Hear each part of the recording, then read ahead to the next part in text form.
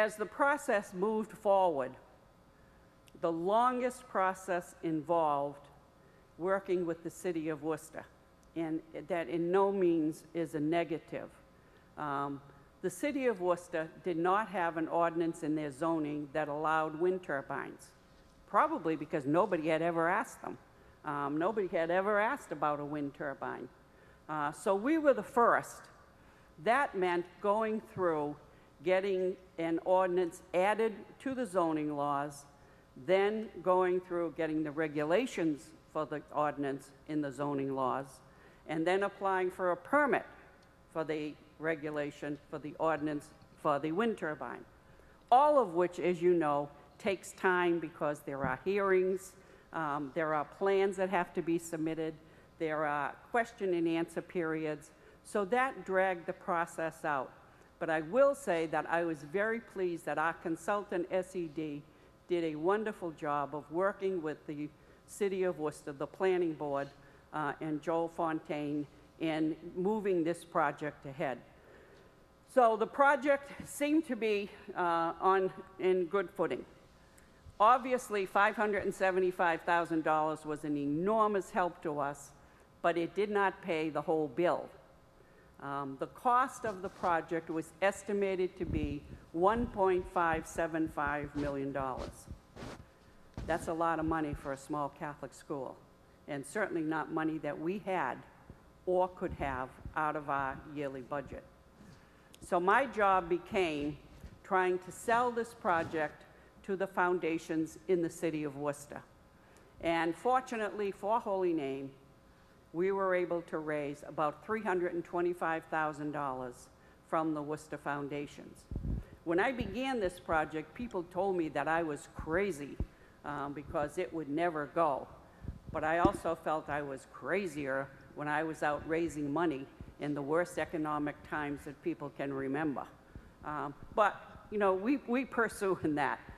Obviously, the wind turbine went up. It takes 3 days to erect a wind turbine. That doesn't mean that that accounts for the site preparation or for the arrival of the parts or for the electric work that has to be done, but the actual construction took 3 days. And we had many, many, many people up from all over watching this construction.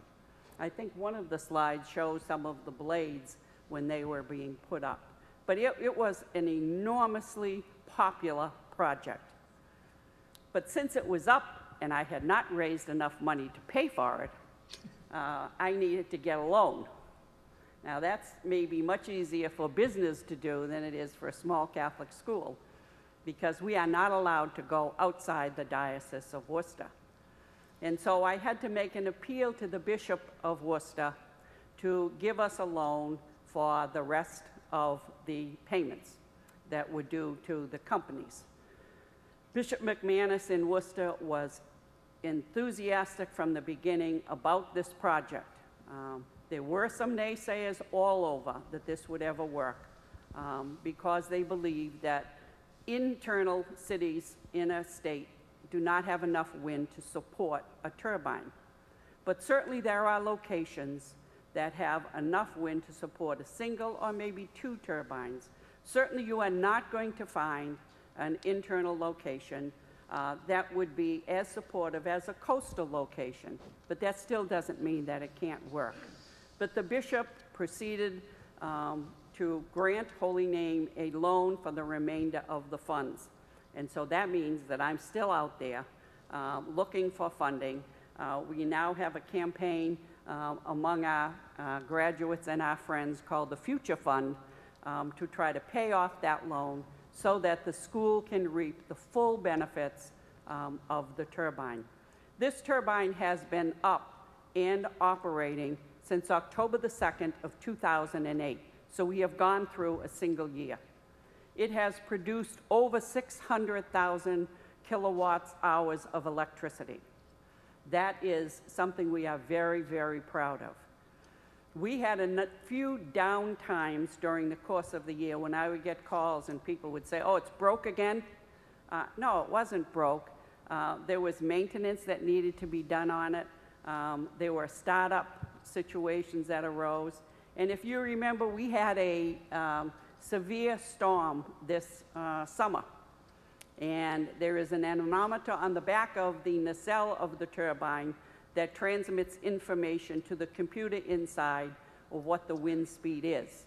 Well, that either got hit by lightning or hit, we think, by the hail that fell, and that affected the anemometer. It took a long time to discover that that was the problem. It took us about 3 weeks. So next year, with all of the problems behind us, we hope that we will produce much more electricity. But not only are we having our school run with free electricity, there are other benefits. Net metering, which is difficult to explain in a short period of time, but has to do with buying and selling electricity. In the summertime, when we are producing electricity and not using it, we are selling it back to the grid. In the wintertime, when school is in operation and everything is running, we are using electricity. And net metering means that the sale will be at market value.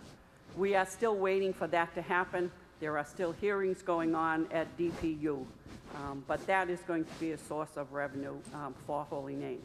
We receive every month $2,100 in ICAP payments, installed capacity, and to make that short, because we are not using the infrastructure of National Grid, we are being paid that amount.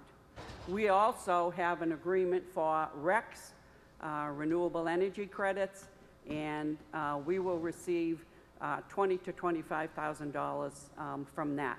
So there are a number of sources of income for us besides the kilowatt hours of electricity that we produce. The payback time for this project is estimated to be 5 to 7 years. The life of the turbine should be 20 to 25 years, but it's like a car. If you take good care of it and you maintain it, you can get a lot longer life out of it than what they tell you. We are hoping that's true. We have a maintenance contract on the turbine, and so we are hoping that that turbine is going to be sitting up on the hill for the next 25 to 35 years. It has been a long process for us, but we would not have been successful at this had it not been for WPI and the Mass Renewable Energy Trust. Those organizations were invaluable to this process. Some people think that if you want to put up a wind turbine, just open a catalog, pick out a turbine, and that's how you go about it. Nothing could be further from the truth. There are challenges all along the way, but everything important in life has its own challenges. We are happy with what we have on the Hill. We are pleased to be the first in the city of Worcester to have a wind turbine, and we are also pleased that our students are deeply involved in renewable energy. As an educator, I know that in order to change people's minds, you need to start with young people. Our students have been immersed in renewable energy. So it has been a win-win situation for the city, for the Diocese of Worcester, and for Holy Name. Thank you very much for your attention.